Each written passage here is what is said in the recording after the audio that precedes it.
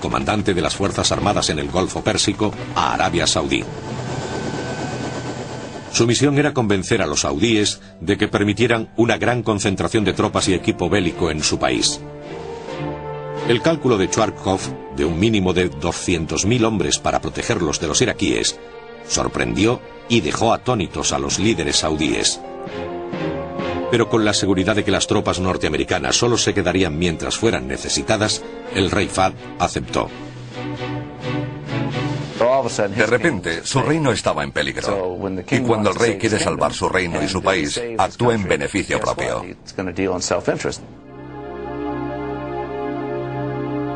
Con la notable excepción de Jordania, los otros estados árabes se unieron para apoyar a la coalición, pero con dos condiciones significativas. La primera, que Israel no pudiera pertenecer a la coalición, y la segunda, que Saddam Hussein no fuera depuesto o asesinado. Los líderes árabes dejaron claro desde el primer momento que esto no sería negociable, y nosotros aceptamos. Obtenido el apoyo de la comunidad internacional, el presidente de Estados Unidos, George Bush, se centró en el problema de conseguir lo de su país. Saddam fue presentado por la administración como un déspota psicopático que torturaba y asesinaba a sus víctimas.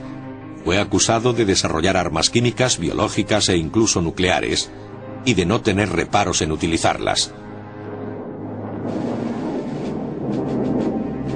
En enero de 1991, no mucho tiempo después de la reunión de James Baker con Tariq Aziz en Ginebra, el Senado de Estados Unidos aprobó por 5 votos autorizar al presidente a entrar en guerra.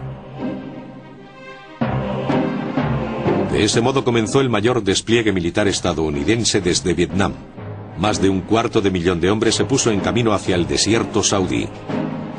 Luchar por una causa ajena se había borrado hacía tiempo de su propia experiencia. Era lo que podría llamarse un ejército en paro. En gran parte la amenaza rusa había desaparecido y teníamos este enorme ejército. ¿Qué hacer con él? Además, no había comenzado la reducción de efectivos. Así que Saddam Hussein escogió el peor momento para entrar en guerra, porque teníamos un enorme ejército para lanzarlo contra él.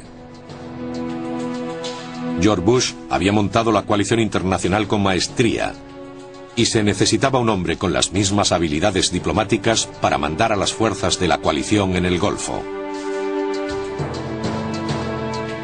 El general de 4 estrellas Norman Chwarkov era el jefe del mando central de las Fuerzas Armadas Norteamericanas, o CENTCOM.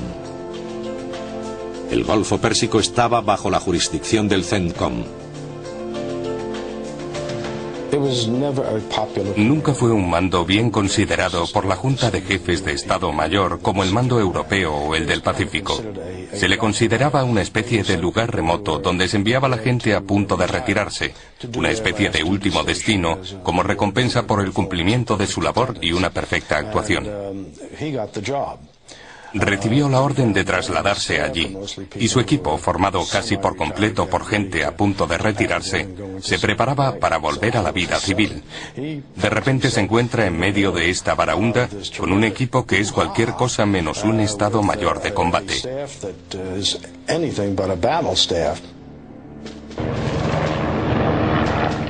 Las tropas estadounidenses se habían trasladado a Arabia Saudí con el propósito anunciado de defender al país de futuras agresiones iraquíes.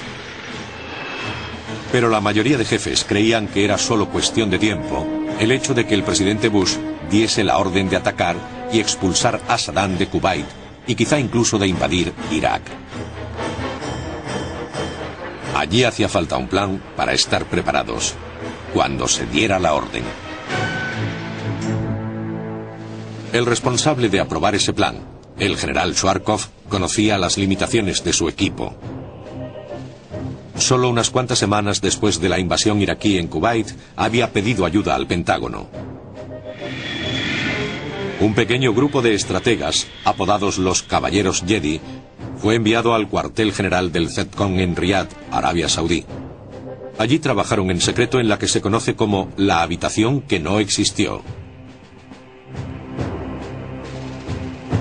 En octubre de 1990, 2 meses después de la invasión iraquí, el presidente de la Junta de Jefes de Estado Mayor, Colin Powell, informó al general Schwarzkopf de que el presidente Bush quería ver su plan ofensivo. El comandante del CENTCOM no estaba contento con el trabajo que habían hecho sus caballeros Jedi, pero ante la insistencia de Powell envió a su equipo a Washington para informar al Pentágono y a la Casa Blanca.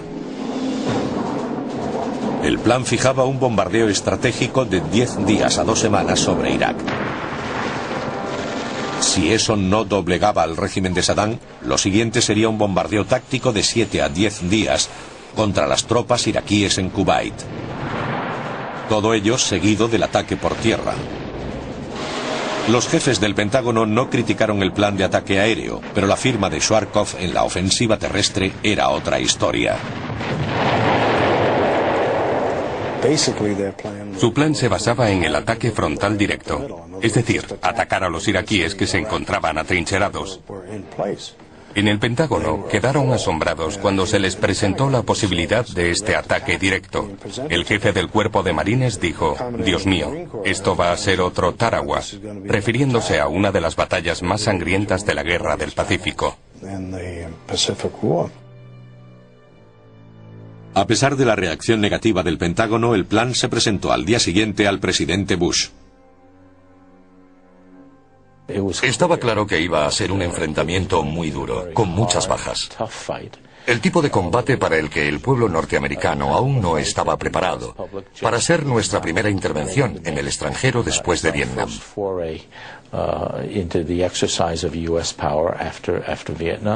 El presidente, el general Scowcroft y yo empezamos a mirarnos unos a otros. Francamente, estábamos estupefactos.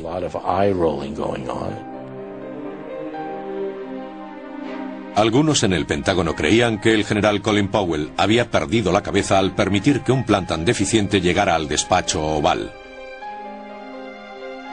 El presidente de los jefes de Estado Mayor no era muy partidario de enviar tropas para combatir en Oriente Próximo.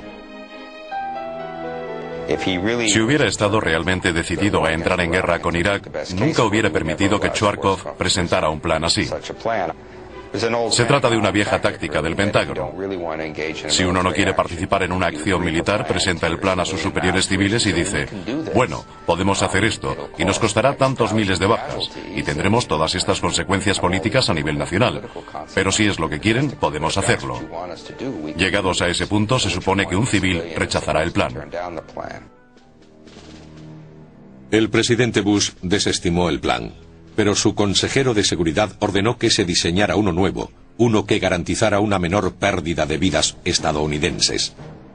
Schwarzkopf informó a Colin Powell que para llevar a cabo tal plan necesitaría más hombres de los 250.000 ya asignados, al menos el doble.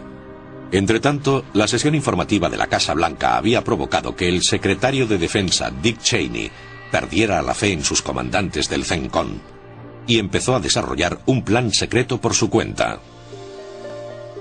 En un interesante episodio, Dick Cheney promovió su propio plan y lo llamó la incursión occidental. Implicaba la puesta en marcha de las tropas del oeste de Arabia Saudí para penetrar en Irak hacia Bagdad. La estrategia de Cheney fue diseñada para sacar a las tropas de la Guardia Republicana de sus fortificaciones en Kuwait, dejándolas expuestas a un ataque aéreo. Powell y Schwarzkopf se alarmaron cuando descubrieron que los civiles estaban trazando un plan. Rápidamente replantearon una versión más conservadora de la incursión occidental de Cheney, a la que llamaron el gancho de izquierda, y la enviaron a la Casa Blanca.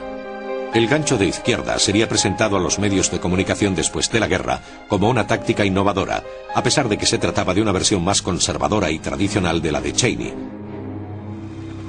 Pero temerario o no, al menos las fuerzas de Schwarzkopf tenían un plan.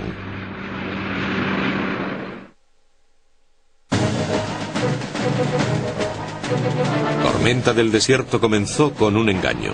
La noche del 17 de enero de 1991, la aviación de los Estados Unidos lanzó vuelos no tripulados a espacio aéreo iraquí. El falso ataque activó el sistema de radar antiaéreo de Irak, pero al hacerlo, reveló la localización de los radares para destruirlos mediante un ataque aéreo.